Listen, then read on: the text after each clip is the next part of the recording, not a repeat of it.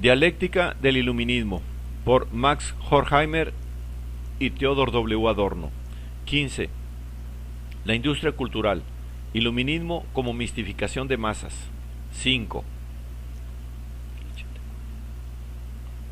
Los dibujos animados eran en una época exponentes de la fantasía contra el racionalismo. Hacían justicia a los animales y a las cosas electrizados por su técnica, pues pese a mutilarlos, les conferían una segunda vida.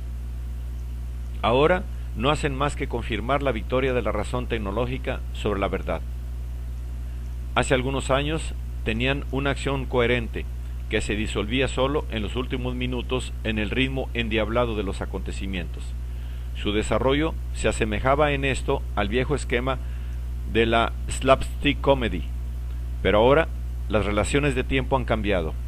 En las primeras secuencias del dibujo animado se anuncia un tema de acción sobre el cual se ejercitará la destrucción. Entre los aplausos del público, el protagonista es golpeado por todos como una pelota. De tal forma, la cantidad de la diversión organizada se transfiere a la calidad de la ferocidad organizada. Los censores autodesignados de la industria cinematográfica, unidos a esta por una afinidad electiva, vigilan la duración del delito prolongado como espectáculo divertido. La hilaridad quiebra el placer que podría proporcionar en apariencia la visión del abrazo y remite la satisfacción al día del pogrom. Si los dibujos animados tienen otro efecto fuera del de acostumbrar los sentidos al nuevo ritmo, es el de martillar en todos los cerebros la antigua verdad de que el maltrato continuo, el quebrantamiento de toda resistencia individual es la condición de vida en esta sociedad. El pato Donald en los dibujos animados, como los desdichados en la realidad, reciben sus puntapiés a fin de que los espectadores se habitúen a los suyos. El placer de la violencia hecha al personaje se convierte en violencia contra el espectador. La diversión se convierte en tensión. Al ojo fatigado no debe escapar nada que los expertos hayan elegido como estimulante. No hay que mostrar jamás asombro ante la astucia de la representación. Hay que manifestar siempre esa rapidez en la reacción que el tema expone y recomienda. Así resulta por lo menos dudoso que la industria cultural cumpla con la tarea de divertir de la que abiertamente se jacta. Si la mayor parte de las radios y de los cines callasen, es sumamente probable que los consumidores no sentirían en exceso su falta. Ya el paso de la calle al cine no introduce más en el sueño. Y si las instituciones dejasen durante cierto periodo de obligar a que se la usase, el impulso utilitario luego no sería tan fuerte. Este cierre no sería un reaccionario asalto a las máquinas. No serían tanto los fanáticos quienes se sentirían desilusionados como aquellos que, por lo demás, nos llevan siempre a las mismas, es decir, los atrasados. Para el ama de casa, la oscuridad del cine, a pesar de los films destinados a integrarla ulteriormente, representa un refugio donde puede permanecer sentada durante un par de horas en paz, como antaño, cuando había aún departamentos y noches de fiesta, y se quedaba en la ventana mirando hacia afuera. Los desocupados de los grandes centros encuentran fresco en verano y calor en invierno, en los locales con la temperatura regulada. En ningún otro sentido, el hinchado sistema de la industria de las diversiones hace la vida más humana para los hombres. La idea de agotar las posibilidades técnicas dadas, de utilizar plenamente las capacidades existentes para el consumo estético de masa, forma parte del sistema económico que rechaza la utilización de las capacidades cuando se trata de eliminar el hambre. La industria cultural defrauda continuamente a sus consumidores respecto a aquello que les promete. El pagaré sobre el placer emitido por la acción y la presentación es prorrogado indefinidamente. La promesa a la que el espectáculo en realidad se reduce significa malignamente que no se llega jamás al quid, que el huésped debe contentarse con la lectura del menú. Al deseo suscitado por los espléndidos nombres e imágenes se le sirve al final solo el elogio de la gris routine, a la que éste procuraba escapar. Las obras de arte no consistían en exhibiciones sexuales, pero al representar la privación como algo negativo, revocaban, por así decir, la humillación del instinto y salvaban lo que había sido negado. Tal es el secreto de la sublimación estética, representar el cumplimiento a través de su misma negación. La industria cultural no sublima, sino que reprime y sofoca.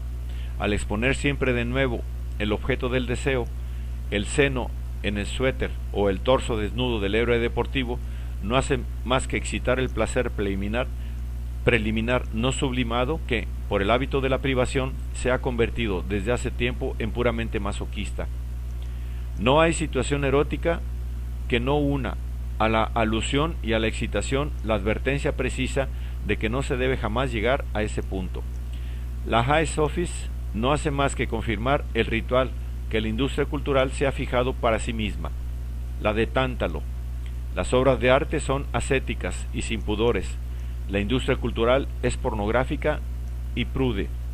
De tal suerte convierte el amor en historieta, y así se deja pasar mucho, hasta el libertinaje como especialidad corriente en pequeñas dosis y con la etiqueta de daring. La producción en serie del sexo pone en práctica automáticamente su represión. El astro del cual habría que enamorarse es a priori, en su ubicuidad, una copia de sí mismo. Toda voz de tenor suena exactamente como un disco de Caruso, y las caras de las muchachas de Texas se asemejan ya al natural, a las modelos triunfantes según los cuales serían clasificadas en Hollywood. La reproducción mecánica de lo bello, que la exaltación reaccionaria de la cultura favorece fatalmente con su idolatría sistemática de la individualidad, no deja ningún lugar para la inconsciente a la que estaba ligada lo bello. El triunfo sobre lo bello es cumplido por el humor, por el placer que se experimenta ante la vista de cada privación lograda. Se ríe del hecho de que no hay nada de qué reír. La risa serena o terrible marca siempre el momento en que se desvanece un miedo. La risa anuncia la liberación, ya sea respecto al peligro físico, ya respecto a las redes de la lógica. La risa serena es como el eco de la liberación respecto al poder. El terrible vence el miedo alineándose con las fuerzas que hay que temer. Es el eco del poder como fuerza ineluctable. El fun es un baño reconfortante. La industria de las diversiones lo recomienda continuamente. En ella la risa se convierte en un instrumento de la estafa respecto a la felicidad. Los momentos de felicidad no conocen la risa, solo las operetas y luego los films presentan al sexo con risas. Pero Baudelaire carece de humor al igual que Hölderlin. En la falsa sociedad la risa ha herido a la felicidad como una lepra y la arrastra a su totalidad insignificante. Reírse de algo es siempre burlarse. La vida, que según Bergson rompe la corteza endurecida, es en realidad la irrupción de la barbarie. La afirmación de sí, que en la asociación social celebra su liberación de todo escrúpulo. Lo colectivo de los que ríen es la parodia de la humanidad. Sus mónadas, cada una de las cuales se abandona a la voluptuosidad de estar dispuesta a todo, a expensas de todas las otras.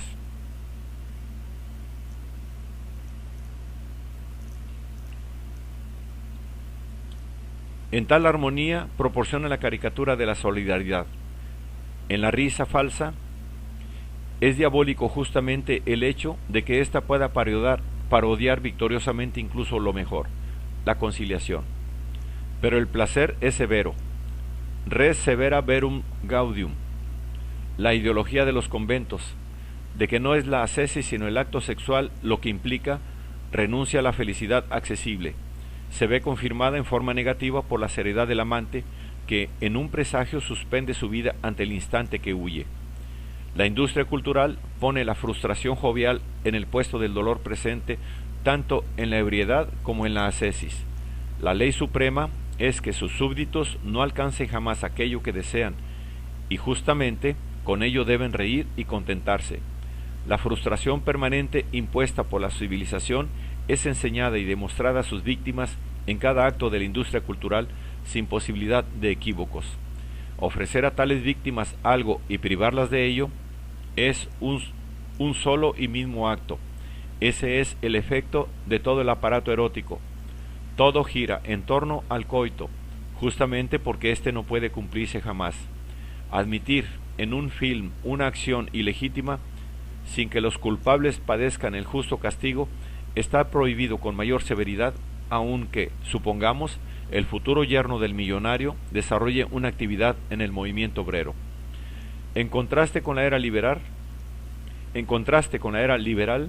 la cultura industrializada, como la fascista, puede concederse el desdén hacia el capitalismo, pero no la renuncia a la amenaza de castración. Tal amenaza constituye la esencia íntegra de la cultura industrializada.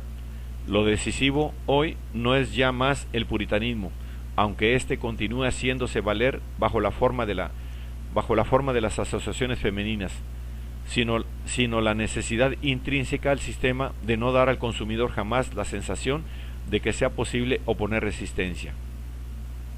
El principio impone presentar al consumidor todas las necesidades como si pudiesen ser satisfechas por la industria cultural, pero también organizar esas necesidades en forma tal que el consumidor aprenda a través de ellas que es solo y siempre un eterno consumidor, un objeto de la industria cultural.